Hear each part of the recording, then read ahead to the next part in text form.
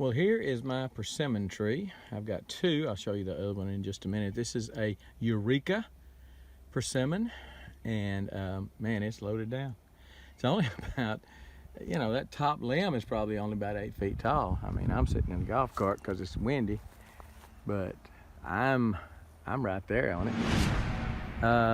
Man, it is loaded, and it's early. I don't know whether the dryness, and I've been watering it some, but I don't know whether the dryness is forcing it early like it did, I guess, my corn, or the heat maybe.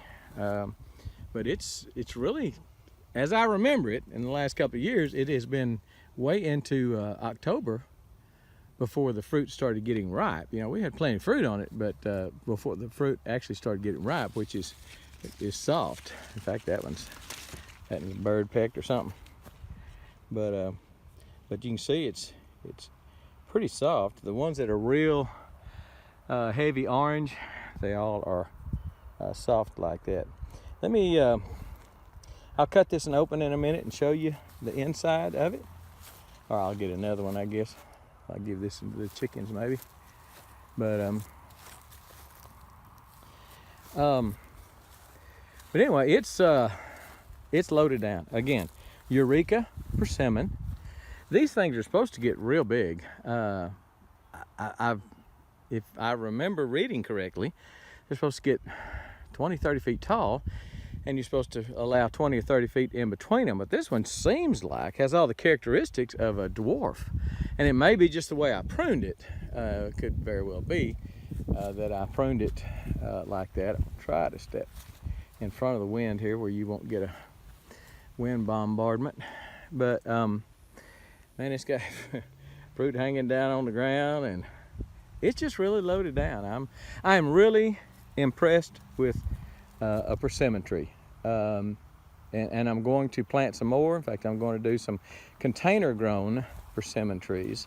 I don't know that I'll do Eureka, and I'll show you why in just a minute, but the Fuyu and some of the other good Asian persimmons, I am probably going to plant several of them in containers. Persimmons they just don't have that many pest problems. They don't have that many predators. And I think part of it is because their skin is so thick. Eureka is an astringent persimmon, and by that I mean it doesn't, until it turns deep orange and is soft like that one is. It is boy, it'll make your mouth pucker. It is extremely astringent. You would not eat it. I don't care how hungry you are. But usually it's after a first frost. That frost doesn't necessarily throw them into a ripening, but it just maybe it just signals the ripening. I don't know. But I know I have taken some off the tree and put them in the freezer, and froze them, do a little quick freeze on them, as if they went through a frost or freeze, and they did ripen. So I don't know the exact qualities of it, is if I'm ripening it or if it's ripening it, or whether the heat's ripening it. I don't know, but they sure are ripe and they sure are pretty, and there's a bunch of them up there. Now let me go over here and show you my Fuyu persimmon tree, and then we will cut into a ripe Eureka persimmon. So this is my other persimmon tree. I only have two. This is a Fuyu, F-U-Y-U, and as you can see, it is completely fruitless this year. This is a young tree, and it's tall. I didn't, it's not pruned like the other tree, but I really was wanting some fruit from it this year, so I can taste a Fuyu. I don't know what a Fuyu tastes like. Maybe I can go to the store and get one. I don't know. That's an idea. That's a good idea. Before I go buy another tree, go down there and taste one of them. There you go. But that's why I get paid the big bucks. I'm smart. Anyway, this one bloomed out, and they are self-fruitful. They don't have to have a pollinator. Now, a Fuyu is a good pollinator for the Eureka, and a Eureka is a good pollinator for the Fuyu. But for some reason, it didn't get pollinated. I think they were both in bloom at the same time, but I think so. I'm pretty sure I noticed that they were, because it was something I wanted to understand, and I think they were. But for some reason, it just didn't set the fruit, and I don't know why. I noticed early on when the Eureka started not just blooming, but started setting fruit. I looked at this one and realized it was not going to do that. So there's always, like the old farmer saying, there's always next year. Anyway, it's getting a little windy. I'm going to cut these Eureka up and show you why I probably don't want another Eureka. Glad I got that one, but maybe not. Maybe don't want another one. And I'll show you in just a second. But that's the Fuyu right there. Fruitless so far. Fruitless this year. You may remember 2-3 years ago, I had a Fuyu in this exact same spot. It grew up, had fruit all over it, looked about like that tree over there, and it broke off at just like where the scaffold limb is or something. Just broke off. A wind came and it had a lot of fruit on it, and it just broke off. And so I just pulled it up and replaced it with this one. Anyway, not happy that it doesn't have fruit, but I'm gonna give it another year or two. Hopefully next year it'll have fruit, and we'll have something to show you. But let me go cut that Eureka up and show you the Eureka Persimmon.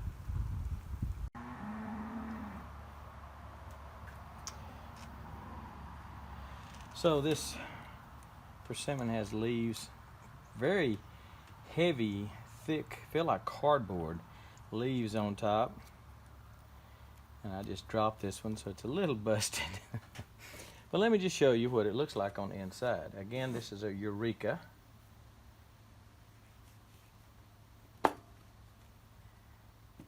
It's got a lot of seeds in it.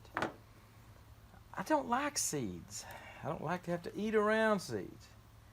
But those black things are seeds. Big seeds.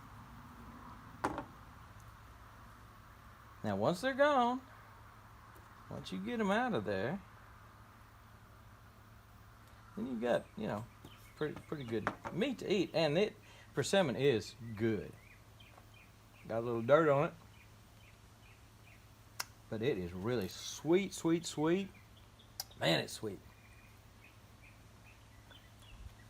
But the seeds are just so big and just so obtrusive. I don't know where I'm looking for. I'm slobbering. Sorry about that.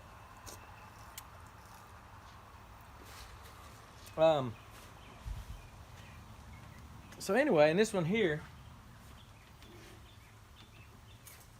this other one that the bird pecked, you can see. Shoot, those are beetles. I thought those were seeds. Those are beetles in there eating that dang persimmon. I said they didn't have very many natural enemies, but if a bird pecks it, that beetle will get all up in there. I don't blame him. It is really super, super sweet. Kind of scared me there when the seeds started moving. Okay, there's one for the blooper reel. Anyway, persimmon, they have very few pests. I never ever spray them for anything. Maybe I should. Maybe in the winter I should spray them with the dormanol oil. I need to look into that, if they need copper or dormanol or anything like that, or some other type of fungicide, because they may get a fungus. But I talked to a guy in town that owns a company that does organic plantings in real foo-foo people's yards. I mean, he charges thousands of dollars to go put them in a garden. And he said the most carefree fruit tree is a persimmon. So, as I understand it, Eureka is one of the few seeded persimmon trees. So that's one reason I wanted that Fuyu, because Fuyu is not, first of all, it's not astringent, which means as soon as it starts ripening, you don't have to wait for the astringency to go away, those tannins to go away before it's edible. It ripens. It may not ripen any quicker because it's got a set time in time that it's going to ripen. but it's not astringent like there's astringent. It's not just fuyu, but there's astringent varieties and there's non-astringent varieties. Most all of these are Asian. It's an Asian fruit, really. I think Japanese. And most of the names are fuyu, ichikiri. I mean, most of the names are Japanese type names, or sound Japanese to me. Okay. But anyway, they are extremely, extremely tasty.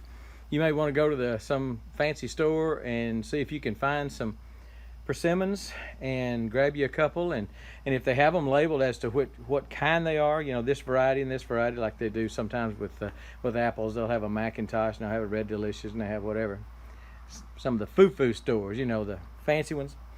Maybe they have some persimmons and we'll label the persimmons what they are. That's kind of what I'm hoping. I'm gonna probably go to a store near me that I don't go to very often because I'm not very foo-foo, and see if they've got any fuyu, because I do want to taste a fuyu. But there's about I don't know, there's a dozen or two varieties probably.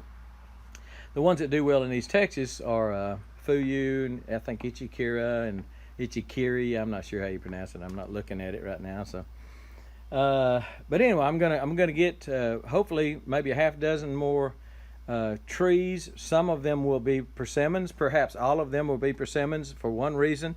They're just so easy care trees. I had this confirmed with another guy that, like I say, does organics, and he said he just doesn't have any trouble with persimmons. That's one of the things I think he recommends to his high dollar folks is persimmons. And they really are good. I mean, for me it's a lot of trouble. That's one reason I don't eat stuff like shrimp and stuff. I very seldom eat shrimp, things like that. It's just, I like to eat something. Crawdads, it's just too hard. You know, it's just too much work for one little bite of food. I know some of you are going crazy now. Some of you Louisiana folks say it's not that much, but it is for me because I just don't know how to shuck them real well. But anyway, but I don't like to have to work for my food. You know what I'm saying? I don't mind working out here for the food, but when it gets on the plate, I don't want to have to work for it. I want it to come easy. So, but it's in this state, it's real mushy. I cut one the other day and just ate it with a spoon. Just kind of scraped the seeds out and then just ate it, you know, like you would a pudding or something like that with a spoon. So, and if you know of a good way to eat a persimmon, let me know. I think what I'm going to do, and I don't know whether there's any interest in this. I've done a lot of winemaking videos. I think I'm going to do out of these, since I don't really care for the seeds and such, I may do some wine. I may do some persimmon wine. So if you think that's something you might want to see, leave a comment below and say, dadgum, yes, do it. And anyway, that's here nor there. Yeah, well, no, it is. It's there. It's here, but it's there because I want you to tell me whether or not you would like to see a persimmon wine video. I've got one up there, but it's real dated, and I would do it a little bit differently this time. Anyway, persimmons. Get you some, grow you some, go try them at the store. I think you'll like them. And then try to find you some trees. I don't know the zones they grow in. I know, I think American persimmons grow pretty much everywhere, but I'm not sure. The rootstock of these trees that I have, if I understand it correctly, the rootstock is just the regular basic American, what's called the American persimmon. It's got another name to it, but that's what they call it. It's American persimmon. And they're real small. They get about this big. I've got a couple of wild ones around here, which should help mine pollinate. Wild ones would be good for this, good for pollination. But so it may be that you can grow persimmons anywhere. That's what I'm getting at. I'm just not real sure. So check your zoning and make sure you can. But persimmons are really, really good. So get you some. I'm gonna see if I can eat around these bugs here. Well, I had one just way up in there, just deep in there. Little devil. Getting my persimmon. And but it is really, really good. So I better clean my knife up so it won't rust. That's one of my daddy's old butcher knives. Anyway, persimmons, it may be something you want. So I've talked a whole lot about persimmons. told you about everything I know about them, but they are dang good to eat. Really sweet. Go try some, and you might want to plant some. All right? All right? And we're gone.